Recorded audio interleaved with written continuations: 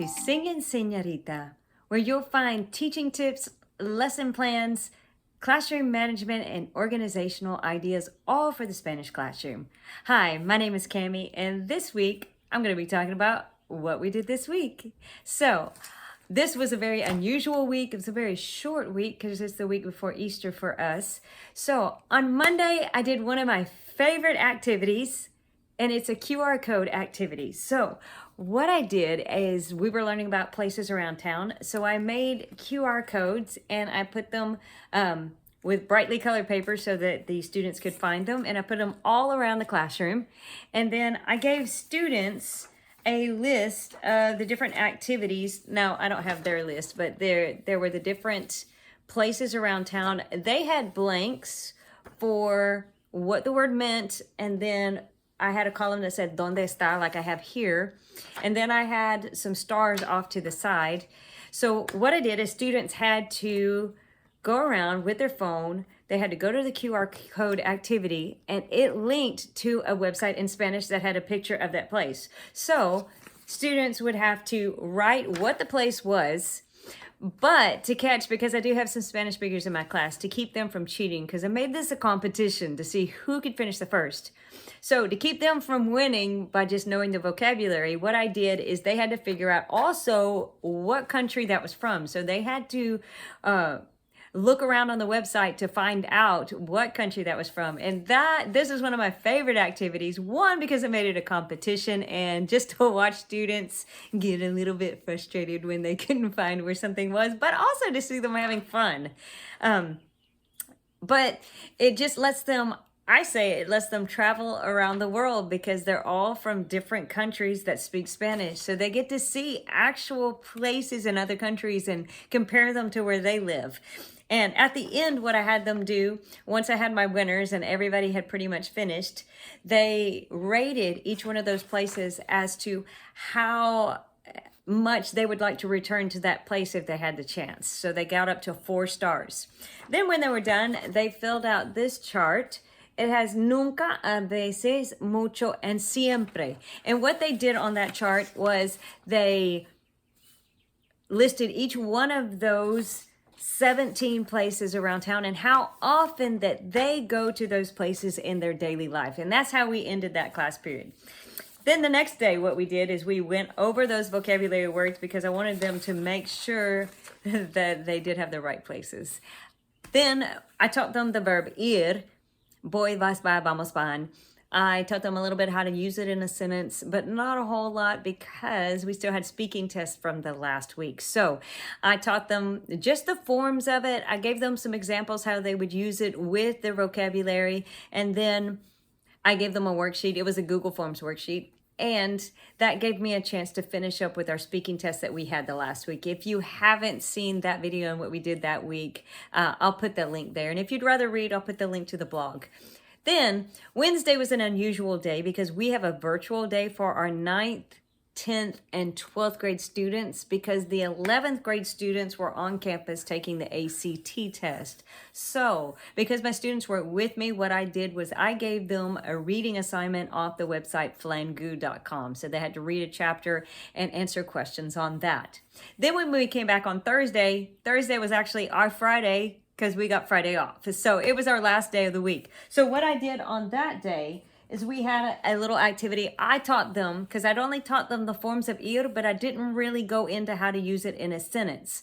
So I taught them how to say that they were going to those different places, and then I taught them how to use the contraction al, because for half of the places on the sheet, they're gonna need to know how to say that. So we went through several examples of how you use that. I asked them questions. And then what we did is I handed them some cards that had pictures of the different places. And at the top of those particular cards, these are different because these are the flashcards I made. But on those particular cards, they had Adónde vas at the top. They had to go up to each other and ask Adónde vas, and then they had to answer according to the picture that they had. What I asked my students to do is, since we just learned how to use al, I want you listening. If you hear somebody not using al when they should, then help them out. Tell them, oh no, this is how you would say it. You would say voy al.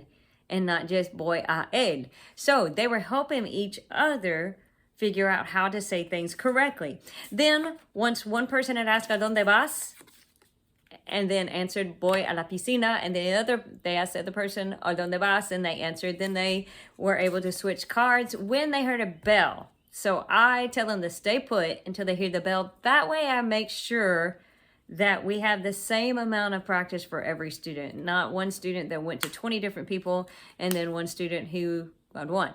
So I make sure that they're getting the chance to talk to several different people in class. Then we sat down and we finished the notes. If you're wondering, because my students always wonder, why do we switch activities so much? It's because I've learned that if I teach you a small segment, then let you practice it 6 or 7 times, it gets stuck. Then I can move on. So after that, I moved on to teach them how to use Adónde vas para. So what I did is I put that with different verbs, such as hacer ejercicio. And they would tell me, okay, if I said, ¿A dónde vas para hacer ejercicio? How would we answer? What place would we go to? And then they told me how to answer in the correct structure. And they remembered to use the al, which is awesome. So after we went through several practices, and then I just took my cards and I said, I used the place, and I thought of something that they would do there. So I went through several of the cards, just randomly picking one out, like, ¿A dónde vas para nadar? And they would give me some answers. ¿A dónde vas para beber café? And they would give me the answers. And once I was satisfied that they really knew what they were doing, then I gave them their assignment. So this was a pair assignment.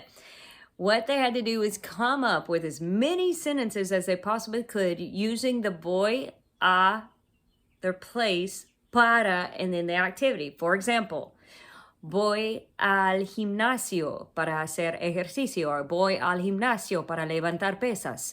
So they had to come up with as many sentences that made sense.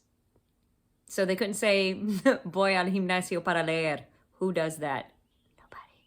Nobody. So they had to make sense. But I not only made it an assignment, but I made it a competition, because I have found when I make something a competition, I get so much more out of my students. And because it was a competition, I got over 50 sentences from certain student pairs. And I don't think I got any pair that had less than 20 sentences. Now, they might not have all been correct. They might not have all made sense. But at least they were attempting. And on every one of them, at least 15 of them made sense and were grammatically correct. So if you've never done a competition like that, I promise you, you will get so much more out of your students. I even told during a parent-teacher conference, one of my students told me, yeah, Miss Flanagan, there's no way I would have written that much. But because you made it a competition, I wrote so much more. And so it works. It works. Just elevate the fun level of anything and students will give you so much more.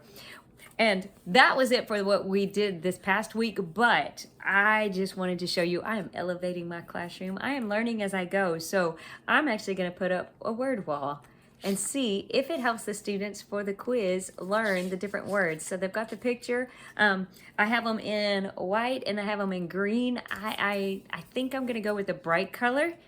Because it's places you go and green is for go. And I'm just going to see if the students really pay attention to it or not. I've seen them in other people's classes and I just want to try it. And also I am attempting to put out some new things, such as I'm going to have flashcards so that students can become familiar with the different vocabulary words. And I'm throwing in some extras that aren't even on their list just to see if it helps them learn more vocabulary words. And also, as a fast finishers, I'm putting some puzzles in a bucket in the same location where I will have my flashcards. So I'm going to see if this elevates their level of learning, gets them more interested in what we're doing. And although that was a short week, I hope you found something that inspired you for your classroom. And happy teaching, guys. Adios.